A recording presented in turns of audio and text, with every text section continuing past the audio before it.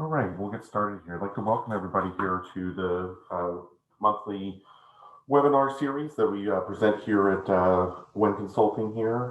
This month's topic is our technology selection process. It is a tool for your tool bag to be able to understand what it means to go through the process and have a successful selection for if you're deciding to make a move inside of your ERP or any type of operational software out there.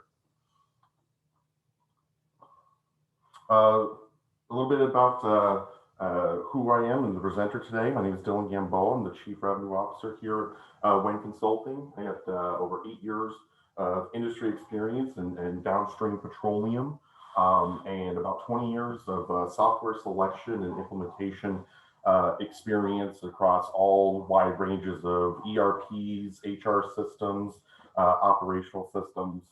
Graduated from Robert Morris University with my bachelor's in economics and American history, and also my MBA from Robert Morris University as well. And I am a U.S. Army veteran. I actually hauled fuel in the Army. It's kind of how I got into this industry here, but I loved every bit of it, and super excited to talk to you guys today about our tried and true process. So what is technology selection here? So we try to take a look at kind of a high level of what it takes to make that type of change and make that type of shift inside of an operational piece of software or a accounting piece of software or your full ERP piece of software. So we kind of look at these steps in kind of 5 major buckets. You know, the first is building that RFP. Inside of building that RFP, and if anybody doesn't know what an RFP is, it's typically the request for proposal. So in this sense here, we are gathering all of our information and we're creating a fact sheet to make sure that we have an itemized list of kind of the requirements of what we're looking for. We're currently using a system. So what do we like out of that system? What we don't like about that system? If we had a magic wand, what would that look like? And we document this inside the RFP because this is going to kind of be our building blocks of the document that we're going to reference back to ensure that if we do decide to make a change, it hits all of those punch lists from there. Second kind of high level task is we take it to market. So that RFP that we built out is a pretty good piece of information that you can provide over to the vendors initially before any demos to say, hey, can you meet these requirements that we have today? It also allows you to kind of set the stage for those demos to say, I don't want to look at features and fluff.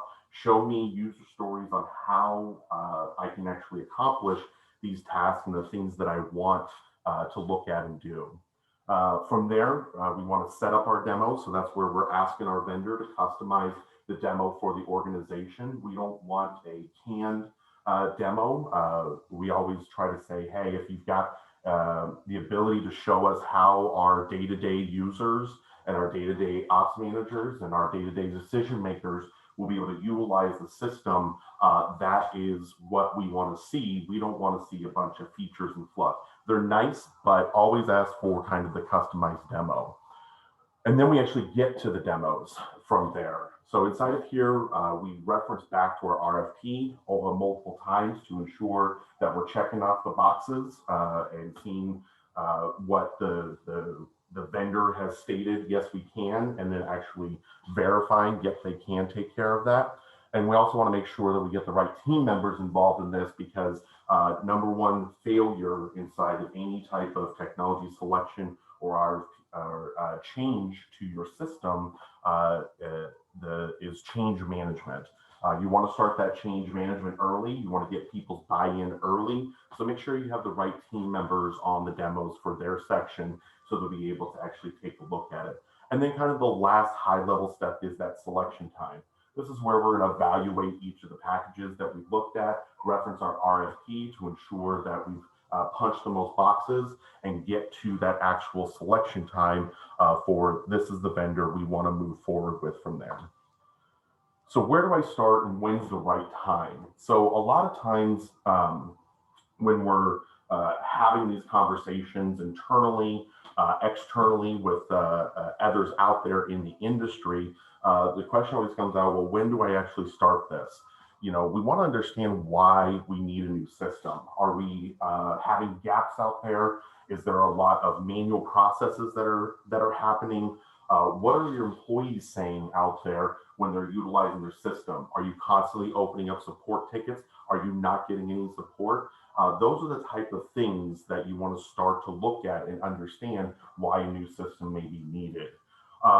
When is also a good time is if you have any type of change in management. There's any type of leadership restructure or key decision makers maybe phasing out from there. It's also a great time to take a look at the tools that you're utilizing today and seeing what's there. We talked a little bit about lack of vendor support. If you're not getting support from your current vendor, that may be a time to change, because you could look at things like they may be sunsetting it. They may be putting their software into maintenance mode. They may not be putting R&D dollars back into it, which means that you're not going to grow with the current system that you have. So it's time to take a look at something new.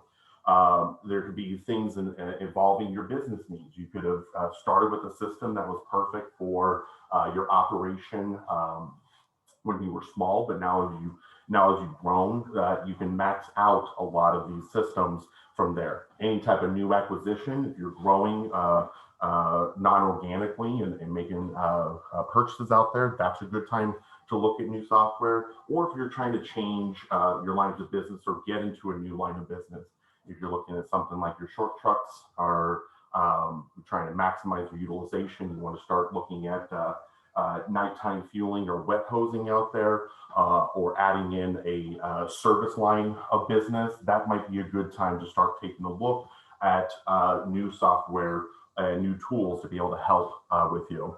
Fun fact, I have a good friend over at Bank of America. He's the Chief Technology Officer on the HR side. They look at new software and put their current vendors up for bid every 3 years.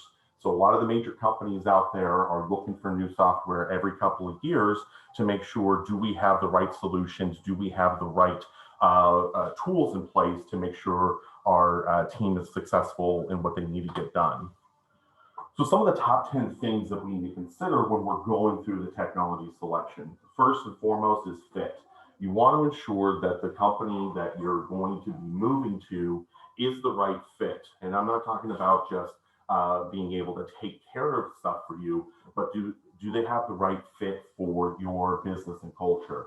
Is it something that this vendor is constantly shifting and changing and moving, and you can't keep up with them, and that's not what fits inside your business line from there? Maybe that's not the right fit. Maybe it's looking at a company that may be backed by private equity, which can be absolutely great because the R&D will be in there, but will you have to go through this process again very soon in the event that they have to sell?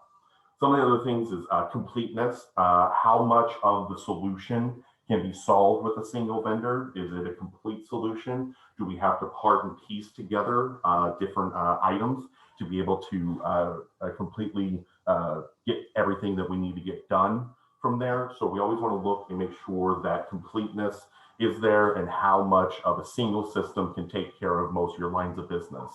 Always reporting and analytics, because those are the tools that the decision makers are going to need to be able to drive business changes out there. So I want to make sure that the reporting and the analytics that are currently available are there, and the flexibility to add our own style reporting and analytics. Other things like integration, do they play well with others, or is it a closed-ended system? You always want to consider that in the event you have to go somewhere else to get a special line of business that isn't covered by your vendors. What is the user interface and experience like? It may be the best tool in the world, but if you have to go through a bunch of extra steps and hoops, that's not really a good user interface or experience. So make sure you're always looking at what does it look like for the day-to-day user.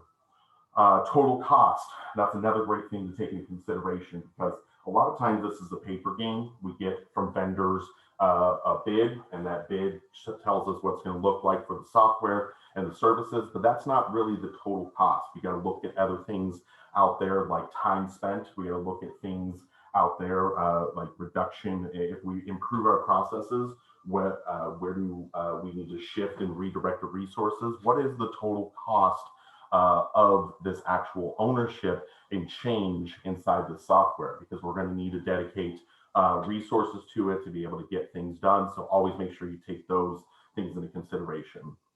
Always make sure you're looking at hosting.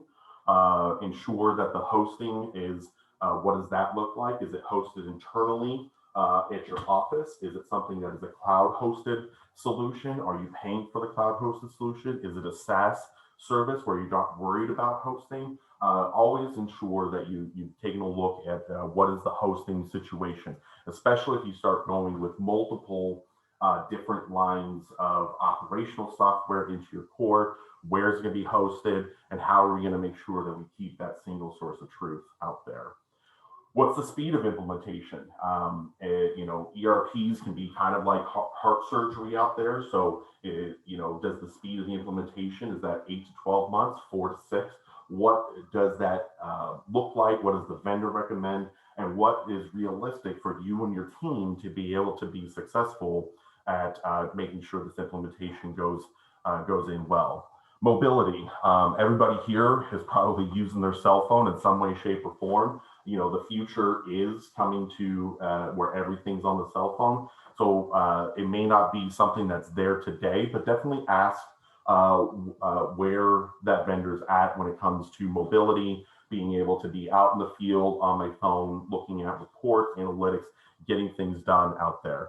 And then the last is vendor viability. Always ensure that the vendor that you're going to select is going to be there 6 months from now, 10 months from now, a year from now, heck, even 10 years from now. So always make sure that you're considering that vendor viability out there.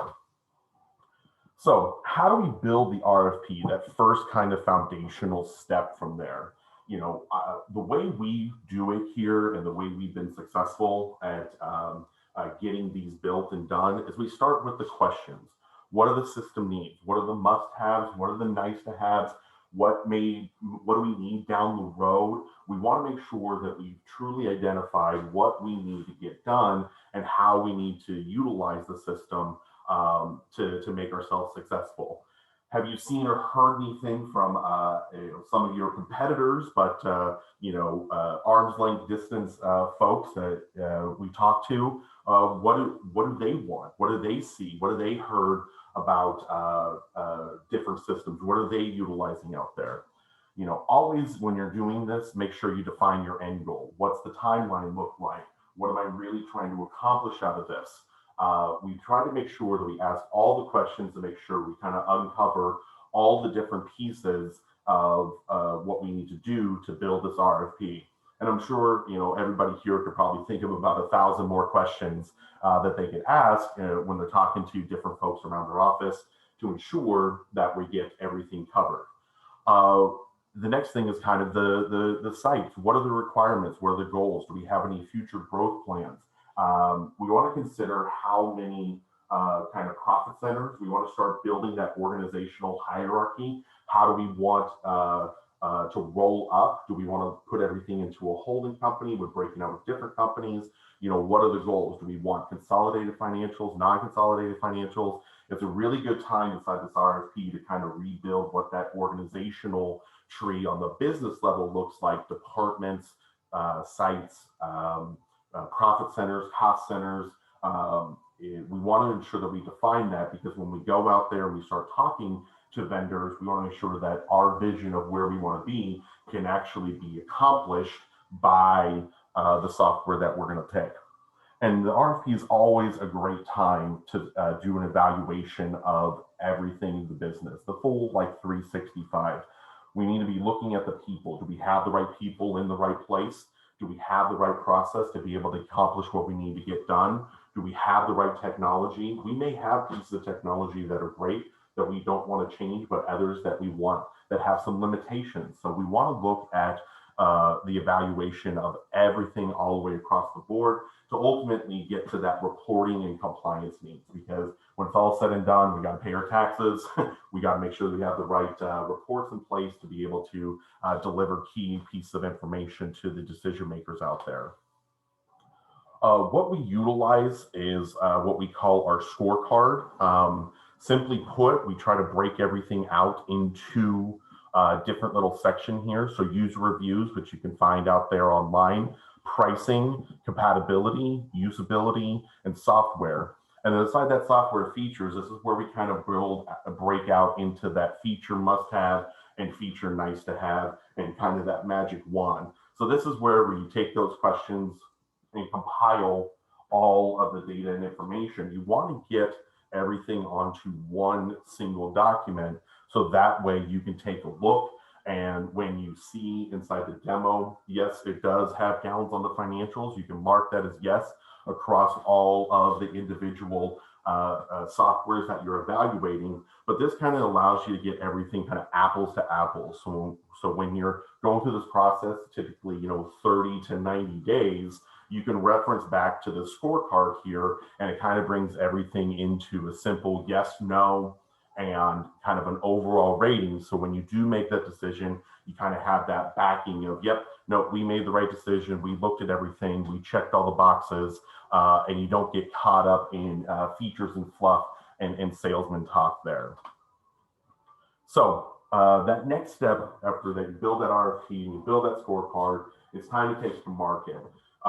Which I always start when we're talking about changing the software is I ask everybody, well, what are your colleagues using? What do they like about their software? What do they dislike about their software? They'll know what they're currently doing if they've made a change recently, or if they're on the same on a different system. They'll be able to candidly talk to you about what they like and what they don't like. Always make sure that you're going out to the internet and searching your keywords. If you're a propane company, you want to make sure you look for propane management software, see what comes back, see what type of user reviews are out there. Always take a look at Google for those keywords to make sure that you may not be missing something out there. Just because there may only be one or two major vendors out there doesn't mean that they're the only ones out there. Find others out there to have that conversation, because you never know. You may find that diamond in the rough that actually meets your business needs better than some of the major guys out there. Always create a list based off of that, and then start your discovery calls. You want to start initially with your discovery calls out to people, out to the different vendors. And you want to ensure that you have that conversation, because it goes back to those top 10 things to consider. What's the fit? The salesperson is their kind of front line to the software, so you always want to make sure that right off the bat we're kind of evaluating, is this the type of fit? Can I talk to the salesperson? Can I work with the salesperson? Because they're going to be with you through this process. And if it's not going to fit right off the bat, then you may want to take that into consideration from there. You always want to make sure that you start with everyone. There may be 10 or 15 different propane solutions, 7 different convenience store solutions, 10 different service solutions out there. You want to start with everyone and then kind of narrow it down from there based off of some of your searching and what your other colleagues are doing out there. Just a fun fact as well, the search engine optimization is evaluated every 3 weeks. And I talk about it here because a lot of these guys are, these vendors are pumping money into that search engine optimization to kind of move them up those Google lists from there. So don't get caught in who's the #1 result that comes back, because it may be the 7th one that may be the best fit for you. So make sure that you're always scrolling and keeping looking for those keywords there, because the more people that search for those softwares and click on those softwares, the more they move up from there. Now it's time to set up the demos. So we want to ensure that we give our RFP to the vendor. And the reason why, not the full book, not letting them know who else we're evaluating, but we want to give them our must-have list and our nice-to-have list, and that way we can ensure that when we get those custom demos set up, we're on a level playing field. We're going to see what each system does to solve the must-have list and the user experience that we're going to have from there. Always make sure when you're scheduling out these demos that we have enough time for questions and deep dives. I'm sure everybody here has been on a demo before and you see something, you go, wow, that's really intriguing. Let's dive a little bit further into that. What we don't want is to set up demos where we have to cut off and then come back to it. So if a vendor says, this will take only an hour, probably allot yourself about double, 1.5 to 2 times that amount of time to give yourself that flexibility to ask your questions and do the deep dives from there. We always recommend to schedule demos between Tuesdays and Thursdays. Mondays, people are just getting back into the office and working through stuff. Fridays, everybody, as we know, here's probably checked out about noon. So we always say schedule those demos Tuesday through Thursday when everybody's kind of laser focused in the job and what they're doing. All decision makers should participate in each demo. It may not be relevant to accounting to sit there and see what the service software looks like, but guess what? When that service software completes that work order and those inventories and those ARs, it has to pass back to accounting and be considered and taken care of from there. So that being said, you always want to make sure that the head decision makers from each department on each of these demos. Don't short yourself and say, well, accounting doesn't need to know this, because guess what? They're the ones that have to be able to get everything done on the back end from there. Don't leave your day-to-day users out of this in any way, shape, or form, because this is their life. I'm not saying, they need to be a part of every demo, but if we're going to dive into AP, let's make sure that the AP department is there. They may not be able to have input, but it's part of that change management to be able to see, hey, this is what life is going to be like, and start getting their buy-in. And like I've always said, make sure the vendor tells you a story about their system. You don't want to get caught up in features and fluff. Let them tell you a story of how they're going to kind of solve your day-to-day problems inside of here. So now it's time for the demos, that next bucket there. So we want to make sure that we take our time. This is a multi-year decision. You don't want to rush these demos. I always say the selection process is usually about a 30 to 90 day process from there. And the reason for it is because we're making, big decisions, and these decisions are going to get us where we need to be over the next, 3 to 5 years. Always insist on your punch list. If the demo starts going a different direction, steer the demo back into your punch list that you provided to them, because this is where we try to keep everything on the apples to apples. We want to make sure, like I keep reiterating, that the key team members are on each second. We want to avoid the wrong person in the wrong demo, because we don't want to tie up, the AP or AR departments in, operational stuff. But we want to make sure that those decision makers are there from there. Always make sure you take notes. The scorecard that you have there, that you build out, is a great place to take notes on what you saw, because when you come back to reference it over time from there, you're going to be able to see what you really remember where things were at from there. You want to make sure that you recognize that demo sniper, that guy that all he does is demo. The only thing he does is demo. That's his entire job, is demoing the software, because they can really get you excited about something, and you can kind of avoid, and their goal is to sell you the software. So you want to make sure that when you're talking to them, and you recognize that you actually get into substance and don't let the features and fluff kind of distract you from there. Allow time between each vendor demo. You want to digest the content. You don't want to get stuck in just looking at a demo back to back to back to back, because they'll start getting blurred from there. I'm sure everybody's probably been through the process of buying a house. Once you hit that 4th or 5th house, it's what was the kitchen cabinets over here? They all start to blur together. Same thing happens with demos. So make sure you're not going back to back to back.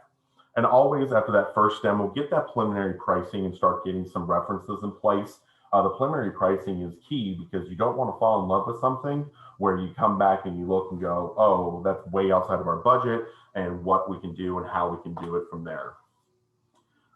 Finally, it's selection time, and this is time for the best part. This is the negotiations. We like it over here because we are in the driver's seat. We don't have to switch. A lot of times it may feel like we have to switch, but if we tip that card over, we don't have that ability to say, hey, sharpen your pencil up a little bit, or some of the other things from there. So ensure that you keep yourself in that driver's seat part of negotiations, because they're trying to earn your business as best as they possibly can. Some of the tips that we say for that successful negotiation is when we're looking at multiple systems here, understand who does what and what really accomplishes it. That goes back to that completeness that we talked about earlier. We also want to ensure that when we get that list of modules that come our way, what is the module? What is the functionality? Do we need it? Is it something that we're actually going to utilize? Because guess what? They'll still sell you that module 6 months from now, 12 months from now, if we need that added functionality from there. So understand what each one of them does and how it kind of gets you day one. Always consider the annual maintenance cost. Just because we're buying software today doesn't mean that we're not going to continue to be renewing licenses, or in a SaaS model that we're paying every year for this service. So make sure we always consider the annual maintenance that goes into that total cost of ownership. The first offer is never the best offer. I'm sure everybody here knows that. So always ask them to sharpen the pencil a little bit and find a way to get the best bang for your buck. Always review the contract terms. You want to know if you're signing into something for 1 year, 3 years, 5 years. What's the termination clause? Do we have the ability to add stuff into the contract based off the sales cycle of commitments from there? So always review those contract terms and get those things in there to help better protect you, because we are making big decisions here. Never buy more software than you need to run your business. Just because they have a fixed assets module doesn't mean that we need that fixed assets module day one, unless we truly need that. So we don't want to overbuy software, because, like I said before, they will sell it to you. What is reality? What is really going to happen with the software from there? And you can have those blunt conversations with the vendor of, this is realistically what we can do and what we can't do. Vendors will appreciate that, because now they know what parameters and guidelines they have to sit within.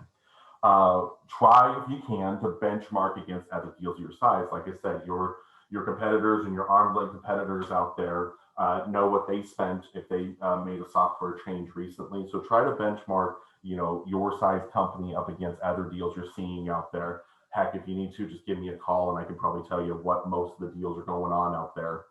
Always consider the people versus the process from there. So inside of here, when you're in that negotiation, how much process are we gonna be able to improve? How are we able to improve our people's life from here? Ensure that you're taking those things into consideration when you're making these changes. Always look at, on the professional services side, what does a fixed cost bid look like versus a time and materials bid? Both have their pluses and their minuses from there, but ultimately understand if you're getting a fixed cost bid, what you get inside of that, and if you're doing a time and materials bid, what does that look like? And like I always talk about and harken on, you want to make sure that you ask for that total cost of ownership from the vendor, and then fill in with some of the extra stuff that we take into consideration, like our people, our time from there. So that kind of includes up some of the process that we help clients with over here on the technology selection, and help guide them through from there. We always like to sit there and talk about some of the additional items to consider post-selection. When you're getting into, you've made the selection, you feel good, you know which route you're going to go. Now it's time to take things into consideration, like vendor management. What do our integrations look like? What type of data extraction do we need? Is this a time to start fresh? Do we need to clean things up? We always want to make sure that the system setup and configuration is good. Do we need help with that? Can the vendor recommend their best practices? Can we test? When we build out this RFP and we talk about those user stories, it actually gives us a great opportunity to take those user stories with our data in the new system and kind of go with the user acceptance testing, where you actually get to run through real life scenarios with your data inside of the system to ensure that the setup was done right, the integrations were done right, the data was cleaned up right, and we can be successful with our new system. Some of the project pitfalls that we see out there, if we didn't go through the RFP process, we just kind of made decisions, we let the vendor dictate everything. It's that insufficient requirements gathering. You want to make sure from the beginning you understand what you need, how much you need, and where you need to go. So if you don't do that well enough, it can lead to failures inside the project.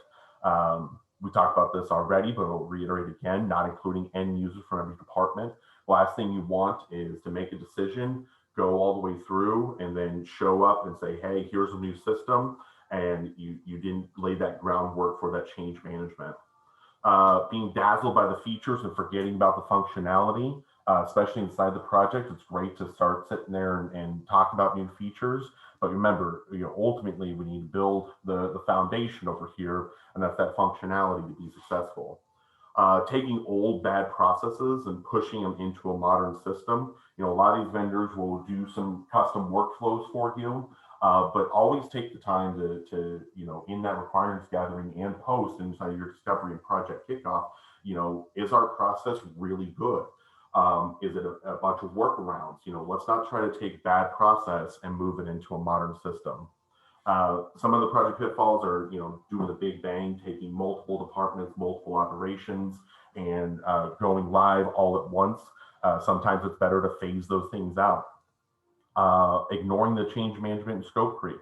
As you're getting into the project and you start talking about things and it would be nice to do this and nice to do this, that scope creep, before you know it, could really overtake your entire project and blow your budget from there.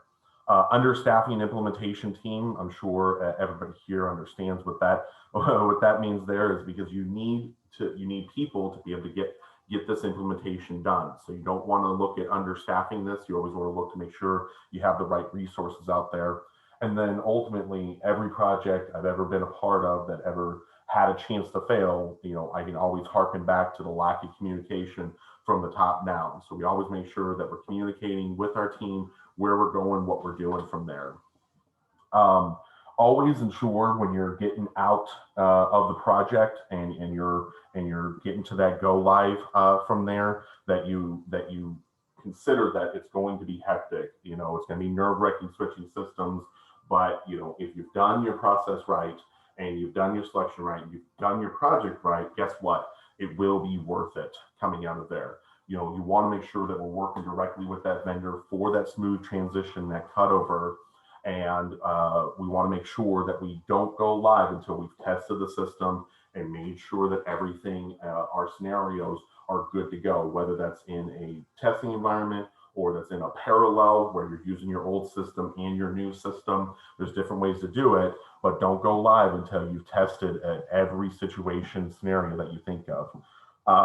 Ongoing support, always take advantage of the initial support. Your vendors want you to be successful right off the bat. So a lot of them will offer support. Take that hypercare really in consideration, because it's inside this change that you'll be able to really get that extra help, that extra set of hands, extra set of eyes inside of it, because your vendor wants you to be successful, because they want you to be a success story for them. So take advantage of that ongoing support.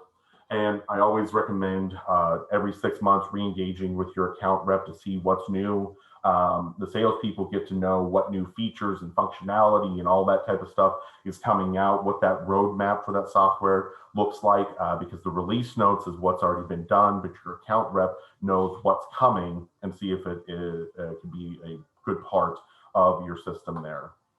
And that kind of wraps up everything that we have today on our technology selection process. So I'll open it up to any questions out there. And if not, I'll definitely follow up with everybody here on the call, and yeah, we can have a quick one-on-one conversation.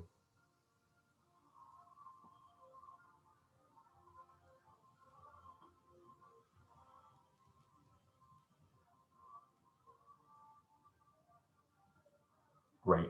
All right. Well, I appreciate everybody's time today. And I look forward to having a one-on-one conversation with everybody here. And if we don't chat this week, enjoy yourselves this week, enjoy your weekend, and we'll be in touch soon. Thank you so much. And we look forward to talking and seeing you at our next monthly webinar. Thanks. Bye.